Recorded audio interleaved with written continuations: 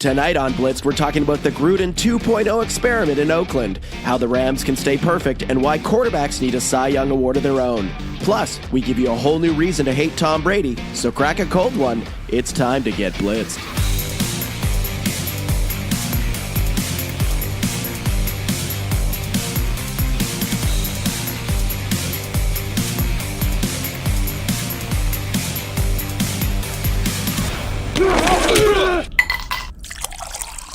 Welcome to Blitzed, where we talk NFL and rate popular drinks at the same time. It's been another wild week in the NFL. What should have been a massacre in Miami wasn't. The Bengals found out who they owned by. Oh, jeez. And folks in the UK were exposed to the Gruden 2.0 experiment. Oh, my God. But before we get to all that and more, let's introduce our hosts. Introducing tonight's starting lineups. The coach, Seriously, I did not know about this. This is so awesome. the rookie, Get out there and smash. and I'm stats. just the stats guy. I have no idea. That's kind of my thing. That's kind of my thing. Things are as unpredictable as ever in the NFL. But in a sea of uncertainty, let's give credit to the only sure thing this year, the LA Rams, who are the last undefeated team in the NFL. So tonight, we're talking to Norm Hightower and Derek Ciapala, hosts of the Talk Rams podcast, who will tell us if this ride can continue. And we'd also be remiss if we didn't pay our respect to Paul Allen, former co-founder of Microsoft and owner of the Seahawks, who passed away today at 65. In honor of Allen and the Seahawks' big win in London over the Raiders tonight, we're drinking the Black and Tan, an old English beverage where Guinness beer is layered on top of a pale ale. Guys, give me some thoughts about Paul Allen. Paul Allen, that's my owner. That's my Seahawks owner. I mean, Trailblazers, but a ton of philanthropy. I mean, the guy was, he obviously made billions of dollars with Microsoft, and he was always sort of the soft hand it seemed at Microsoft, that kind of smart guy in the background. And he just seemed like a really decent guy. But from a sort of a sports angle, I love the fact that he just loved the Northwest. He loved Seattle. He bought this team and just hired great people and just let them run it. And I've said that before, and I'll say it again. That is the type of ownership we want. The full support financially and emotionally to these groups, but just stay out of the way and let these guys do a great job. And ever since he's been there, it's been a successful franchise. So for whatever reason with this guy, he just knows how to do things, and whatever he's touched in his life seems to have gone really well. So it is a shame that he's gone way too early. Yeah, I don't know much about Paul Allen. Every time I read about him, though, throughout the day, it's been about philanthropy and the fact that I think he was first diagnosed in 2009 and fought this thing until this year. So obviously a bit of a warrior as well. I think that's passed down through his teams. Yep. And rest in peace, Mr. Allen. Yeah, What a guy. well said, guys. What do you guys think of the Black and Tan? I really like it. I'm a Guinness fan. I like Guinness. Yeah. I wasn't sure about this one when you were pouring it, although it looks cool. It looks really cool. I thought you peed in mine. I botched mine. Mine just turned out to be a little bit of a light Guinness. Yours just turned out to be a black. It was just a black. It was brown, This actually. is what happens when you're 12 and you pour a beer for I yourself. was just excited to drink it. So I just, Well, mine looked cool. 'Cause Yeah. apparently it was pouring well. Yeah. So that Porn. worked for me. Porn? Did I say porn well? It was said pouring porn. well. you Yeah. said porn on live. I might have done that on purpose. Hey, rookie. Now we know why Coach was late. Yeah. So back to the porn. It was great. It was great. I mean, I do enjoy Guinness, but I don't like it all the time. It's not exactly a refreshing beverage. It's something that you kind of just sort of like, kind of nurse for a while. But this kind of cut it a bit. I enjoyed it. Really, really, really good. First down. This Sunday, Brits got an opportunity to see the Gruden 2.0 experiment in person, which isn't really going as planned. No. Since Mark Davis signed him to his $100 million contract, he's created his own inner circle of personnel that largely excludes the current GM from personnel decision-making and traded the defensive MVP of the year so far, Khalil Mack, all while compiling a 1-5 record that's near the bottom of the league in offense. And 6 weeks in, they got destroyed in London by, let's be honest, a mediocre A Seahawks great team. A great Seahawks team. So, guys, What movie would you say best describes the Gruden 2.0 experiment? Yeah, Really good question. I got this. Coach? You're gonna go first? I'm gonna pull a rook and say, I got 2 things here. Oh. Yeah. Oh. Well, I So got 3. Nice. So the first one was my first impression, but the second one it might be too clever. You ready for this? For what, our listener base? Or For me. The first one's Dumb and Dumber. Oh. Okay. And I mean, notwithstanding the title of dumb, but it's a lifeless crew. It gets worse, Lloyd. My parakeet Petey, he's dead. Oh man, I'm sorry, Harry. What happened? His head fell off. Do you know what I mean? Like those guys were just, you see the first few scenes, they're just like hanging on, doing nothing. Like it just feels like a lifeless crew there. Okay. Like, I mean, and you can go on the dumb trades and all those other things, but it just doesn't feel like they believe that they have the full backing and that this is the year. They're just they're coasting through the year. But what I really wanted to say is, I think this is what's that movie? Pay It Forward. What's The that? Haley Joel Yeah. Osment movie? But well, follow me here. Yeah. So they I'm following. look how they've helped the Bears. And look how they've helped every other team they play against. Nice. It's almost like we're going to be nice to everyone this year. Yeah. In the next couple of years, we'll get it paid for to ourselves. So they're literally, and this is sort of the Las Vegas thing, so I think they're literally playing or working towards being great in Vegas, and they're just like shit in the bed for the next couple of years getting draft picks. What's paying it forward? That's me. That's me. And that's 3 people. And I'm going to help them. Wow. I really do. I mean, it just feels like Gruden's got 10 years. He's just stockpiling it. He's going to get the guys he wants. He's going to build his team with picks. And once they get to Vegas, they're going to roll. But these next couple of years are going to be rough. Hey, want to hear the most annoying sound in the world?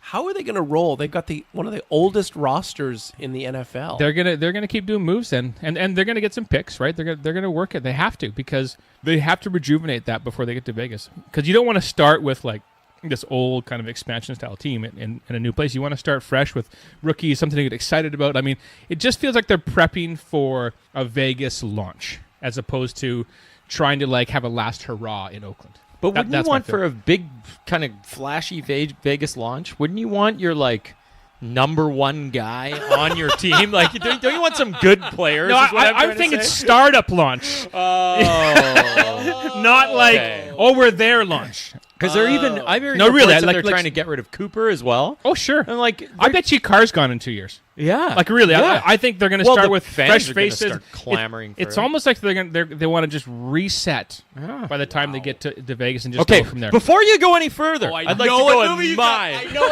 No. Mine isn't that good. I've nailed it. Mine isn't that good. Okay, so this is the way I kind of view it. He looks serious. Like he looks sober. He does. He's like, yeah. Like, it's weird. They've got this guy. Do you have a bus to catch? Yeah, I gotta go. My time movie is is it? Speed. Yeah, I got a bus to catch. They got this guy, Gruden, Yeah. right? Guy.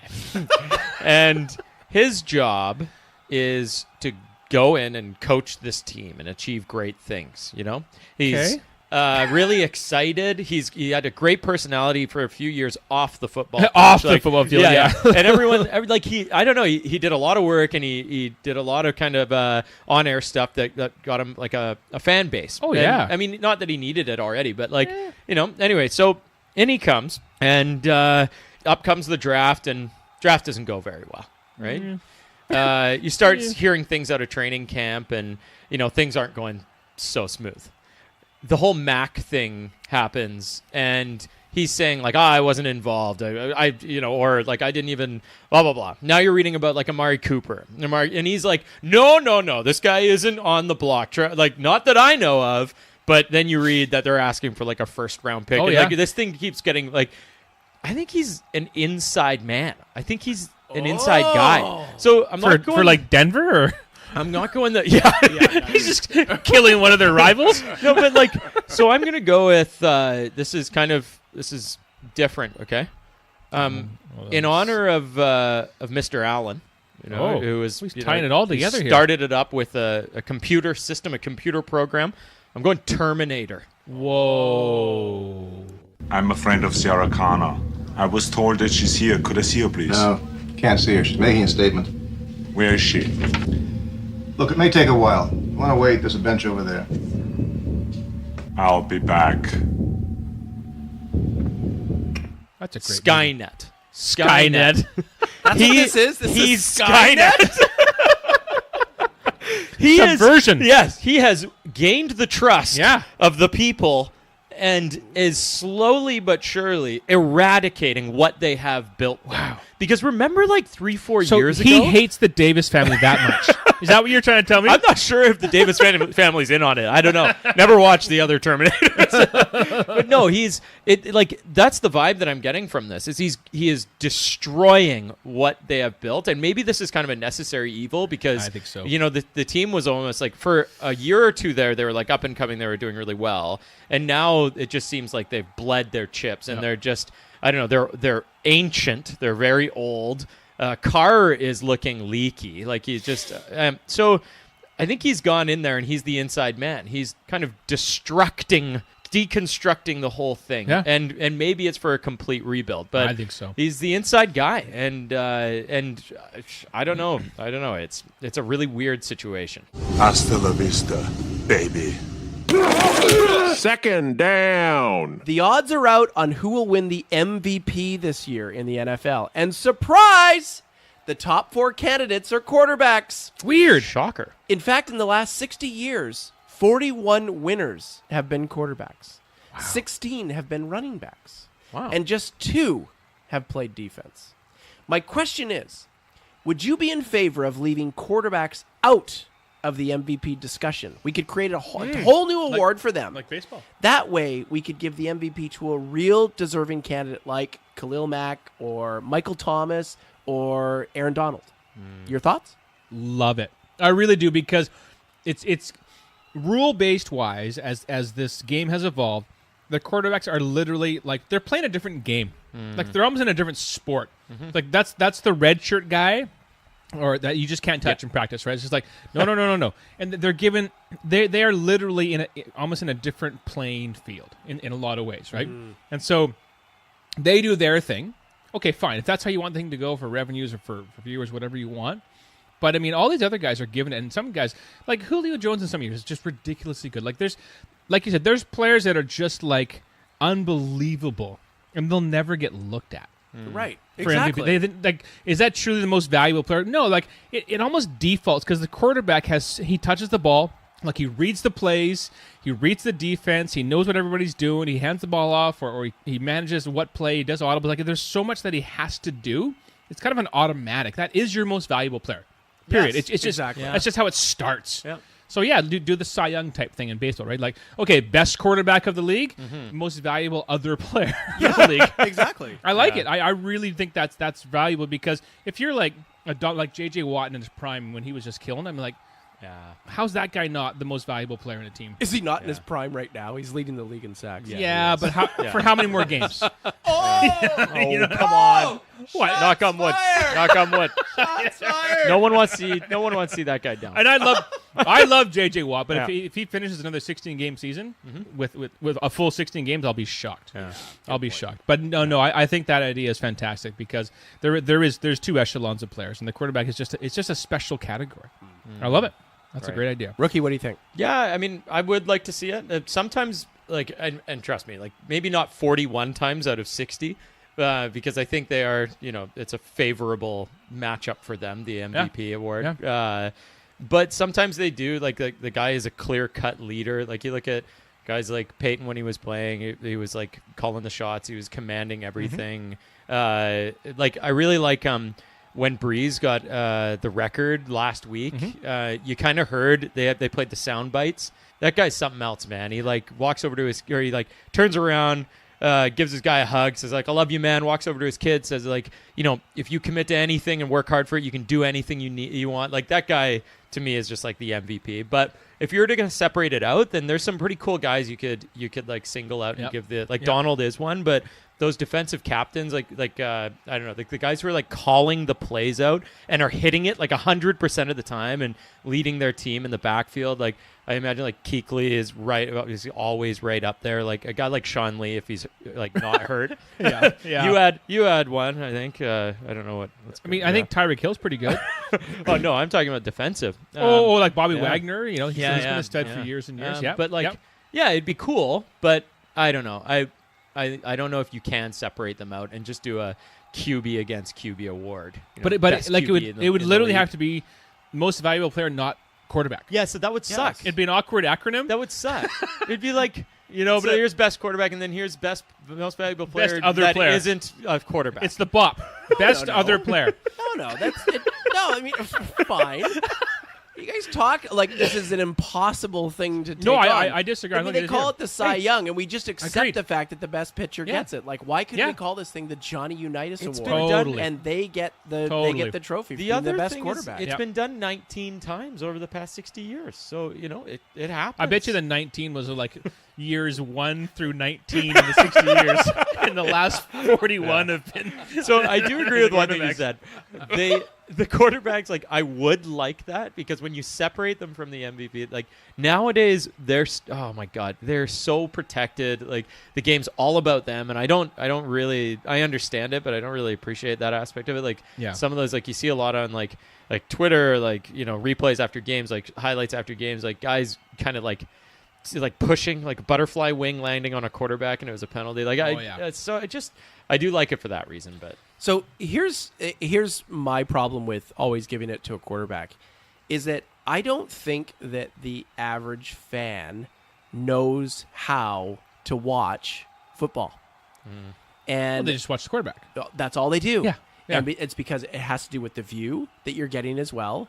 And I was talking with my wife about this the other night, is that all she does is the snap goes to the quarterback and she watches what the quarterback does. She doesn't watch any of the other matchups that are happening, and she watches the result of what the quarterback does. And therefore, we lionize these quarterbacks for playing great. And because what coach is saying is that, hey, they're on a different level. They got to know everything. They touch the ball every fucking play. Like, of course, we should think of them. And they're the name brands that sell the league. But if we want to actually educate fans on what the intricacies of this game actually are, I think it's in the NFL's best interest to give the award to someone that's not a quarterback. Imagine a center. Well, yeah, exactly. Right? Like, Yeah, why that's is cool. it that we never talk about Joe Thomas is like this yeah. amazing offensive lineman that played 10,000 plus snaps in a row, and the guy was fucking amazing. Allowed 2 sacks or Or something what like that in about his career. what about this guy Fredericks? Remember we talked about him last year from Dallas? Yeah. The guy hasn't given Incredible. up a sack or a pressure since like Nixon was in office. The guy's fucking incredible, right? But we never talk about the guy because he's just a nameless, faceless He's guy. just a fat guy in front of the quarterback. That's exactly right. And so, you know what? It doesn't mean that the quarterbacks are necessarily the best guys on the team. Right. No. It's just that they control more, and that's why we talk about them. So if we want to talk about evolution of the sport, my belief is that, few guys actually watch Kuechly on the field when he's on defense. He's amazing. If Sean Lee you is zone too. in on that guy, Yeah. that guy is on a totally different level than Yeah. anybody else. And you wouldn't do that Yeah. unless you heard someone like Peter King on Monday Oh, yeah. say like, "Oh, Luke Kuechly, Yeah. he's like the greatest thing ever." Now everyone's watching Khalil Mack right now because people have been talking about him, but otherwise you wouldn't be talking about him. Same with guys like Garrett. Like you watch him every single play that he's on the field. Miles Garrett. Like he's just because he's just he's incredible. Totally. The work rate is so high. Involved in every play. It's amazing. Yeah. Okay. But you're right. What do you want? You want to? We want to convert you. No. Fuck off, Ricky. I hate you.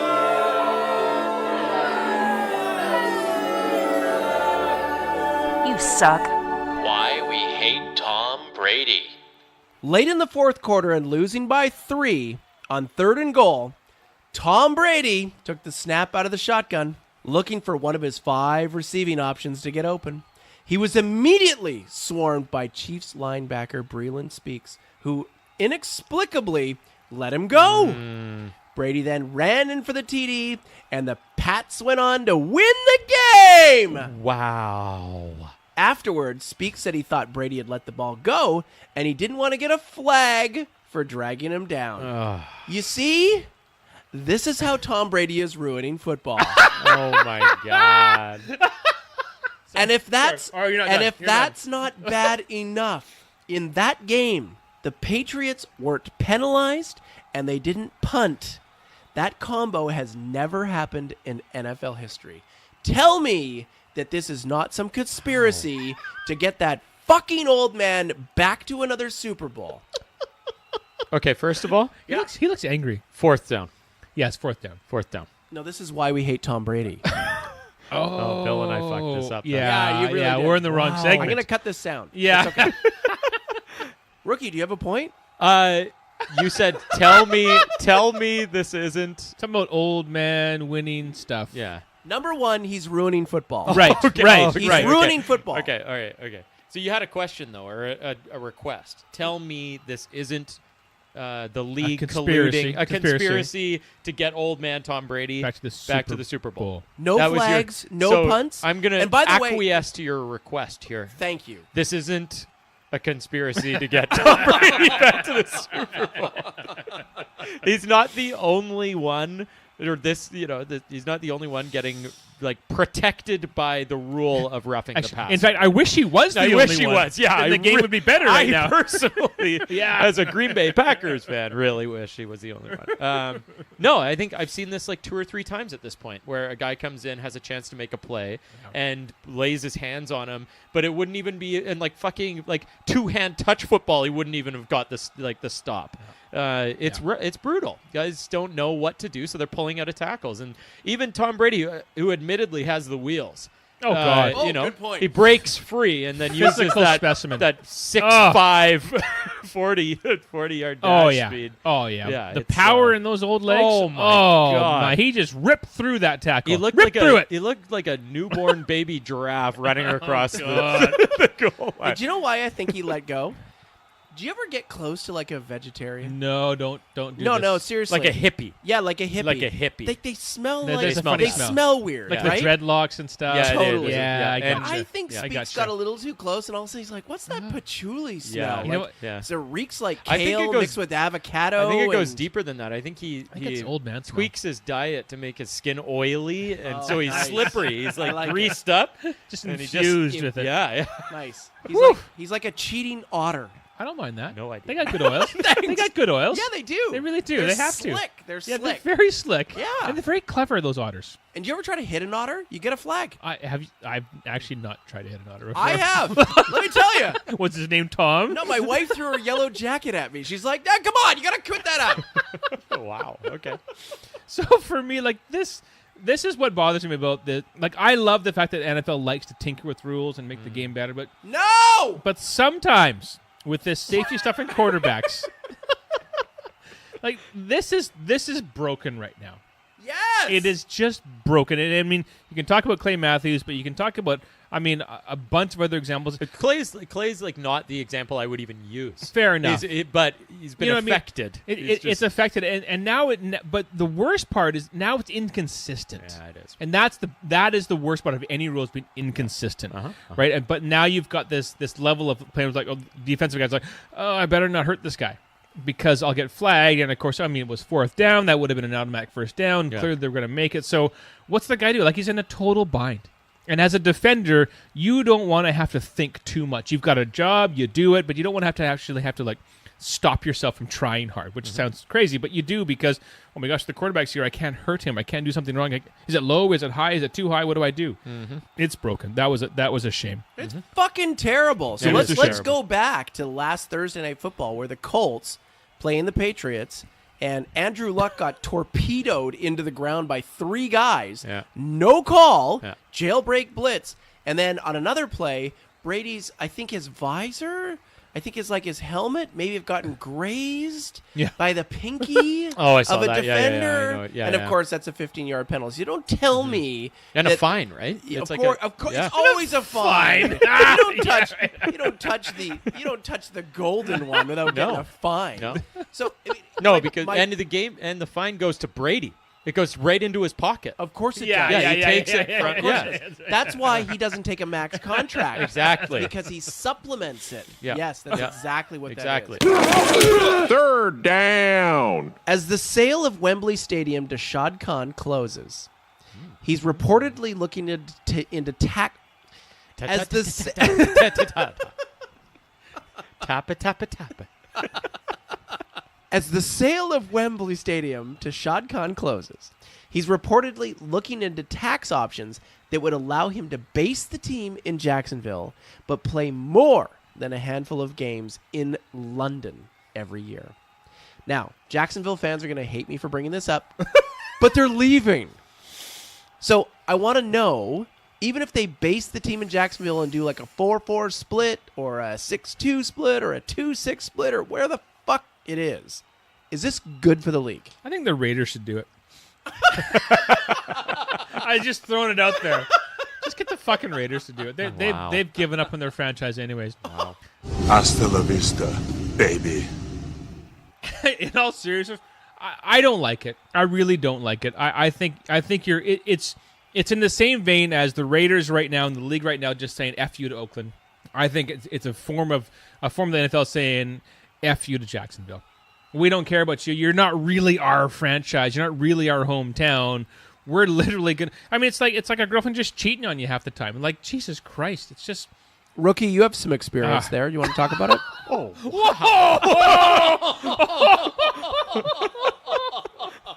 Oh man. yeah, it sucks. Is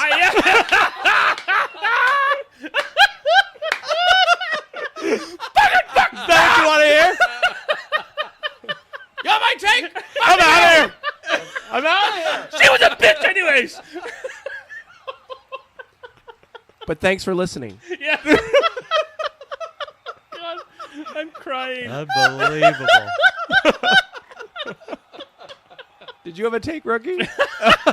I have a couple takes. He's shattered right now. He's like shaking in the corner. Yeah. I'll do the next take from the shower, actually, as I'm in the fetal position. Suicide watch over here. Where are we? I What? don't know. Is it good for the Jacksonville. I just don't understand. Like, he's so motivated to get these guys. It's not like they have like some of the worst attendance in the league. Like, they're pretty middle of the pack. Man, got a I decent, mean, Yeah, if you win football games, fans show up. So, they like, tend to do it's that. a good formula. Yeah, but then again, Wembley's. I mean, they probably sell out those like crazy. People go. There's obviously a huge ridiculous. fan base there. It's just ridiculous. madness. It is So, working in that You sense. know what? Yeah. I mean, I can understand the money aspect of it, but that's kind of cold, man. Like I don't know. Jacksonville, you give them a good team, like excellent product, at least on the defensive side, and then they're like, hey, how would you like to watch 4 home games? Yeah, right? Isn't that terrible? Yeah. Like, what's that package cost? Yeah. Do you charge a personal seat license for that? That's a really good question. That's good though. Actually- hey, half price season tickets. What if your season tickets actually included Wembley games? Airfare? And airfare, yeah. That wouldn't be bad. Wow. He's got to you own an imagine? airline, that guy, right? Like, you probably just fill up a Yeah, couple that guy. jumbo. He's getting there. He's talking. Yeah, he's why talking to not? Branson to take on Virgin. Yeah. Well, but I guess my issue is that if you're a free agent, why would you ever why would you sign go with there? the Jags? Yeah, why would you I mean, go if there? you're splitting games Yeah. with London, I mean, think about that. But also think from a league-wide perspective. If you've got one team that's playing in London, only 4 games, what does that do for scheduling for the rest of the season for everybody else? yeah. I mean, it screws everything up. See, you know what I think he should do? I think he should base the team. I think he flips it. Bases the team out of London, but plays all the games in Jacksonville. I love it. I love it. Then Brilliant. you solve both Brilliant. problems. Brilliant. So it's the Right? London Jaguars. It's the London But they're Jaguars. playing in They Jacksonville. base all of their home games out of Jacksonville. It's the London Jaguars. Oh, Yeah. nice. Yeah. Jaguars. Jaguars. Jaguars. It's the London Jaguars. By the way, it's Jaguars. Oh, I'm sorry. I Jaguars. missed a consonant. Jaguars. Oh, fuck. Yes. I fucked that up. Rookie, totally. this is why you're next level. Yeah. Fucking love this I take. just solved it. This is so good. Shad Khan, we got it solved, dude. Yeah. Send it in. Send it in. At me. At me. Nice. Mailman.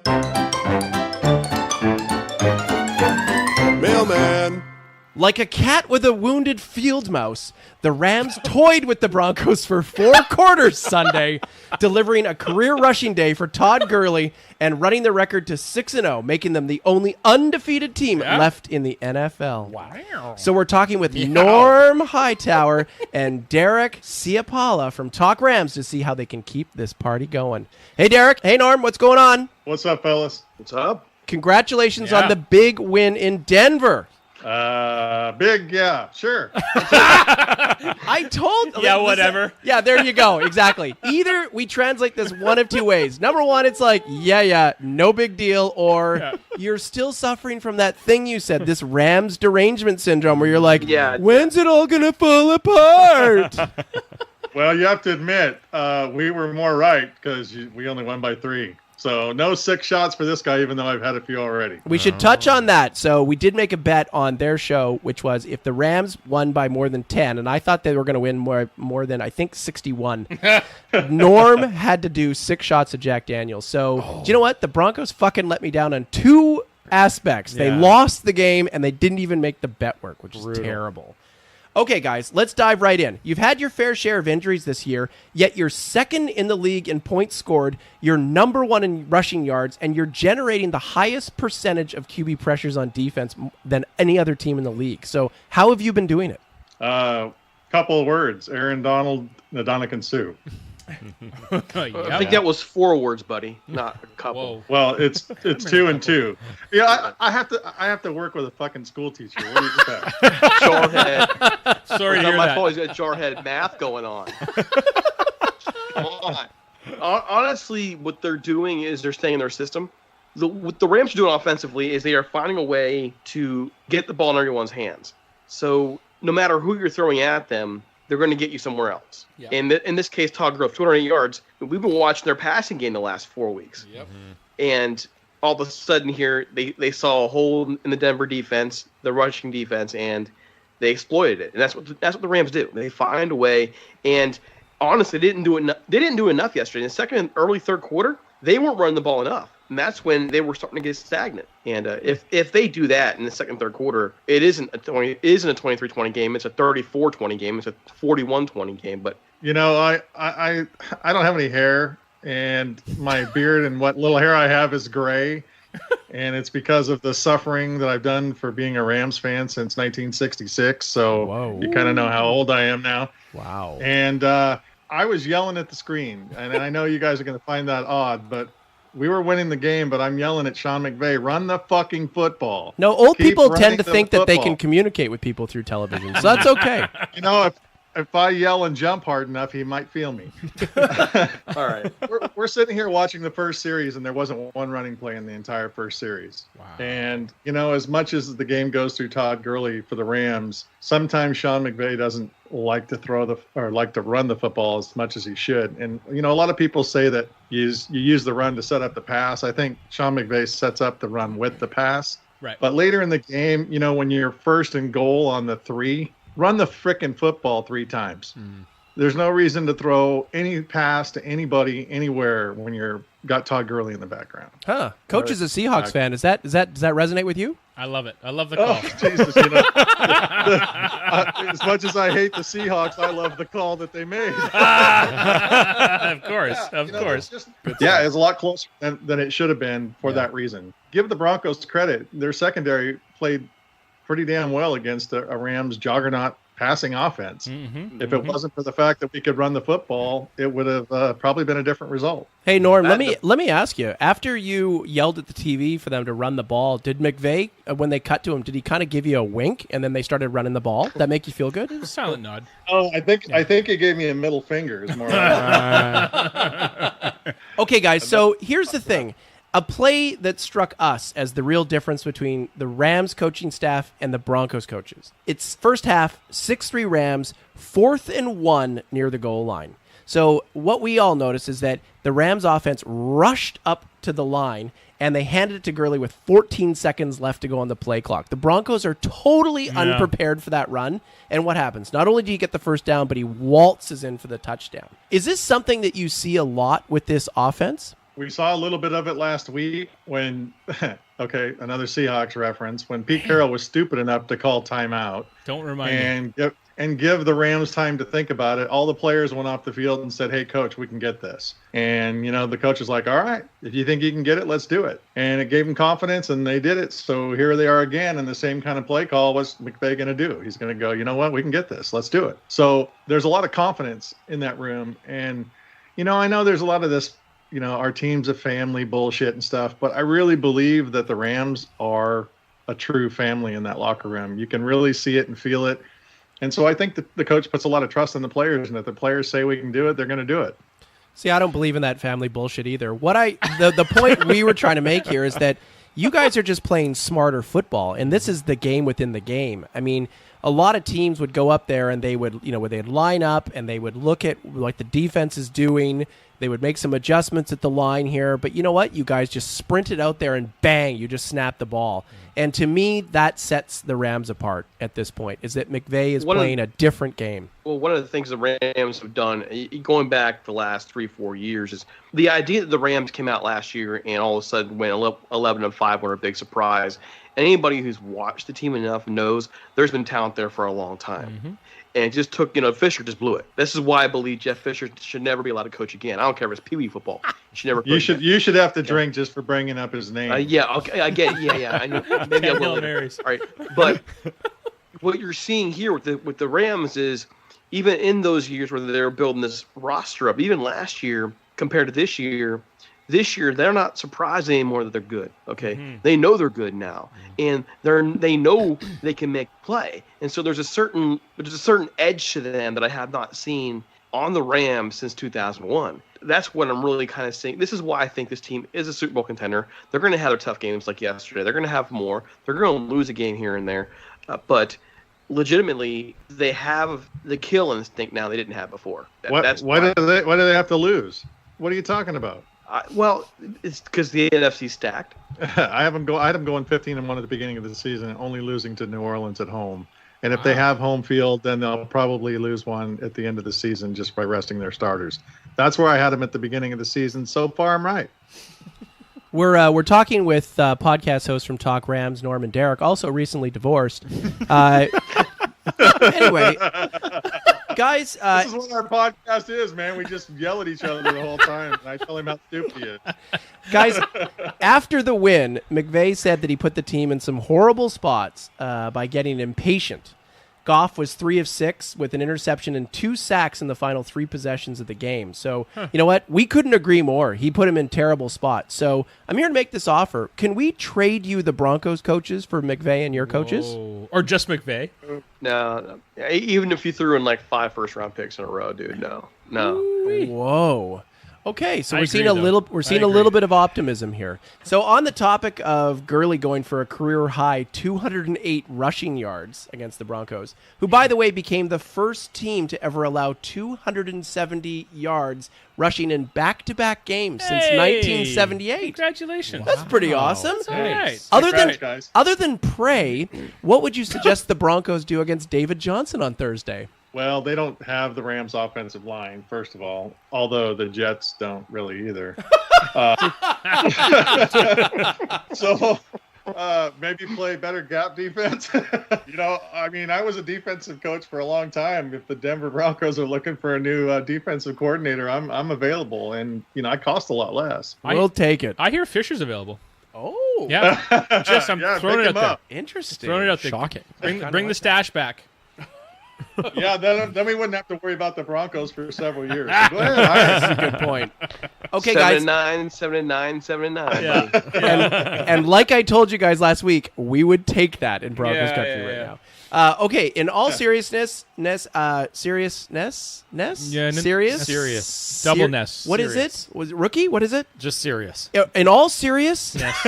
In all serious, guys, what's considered a successful season for the Rams this year? Oh.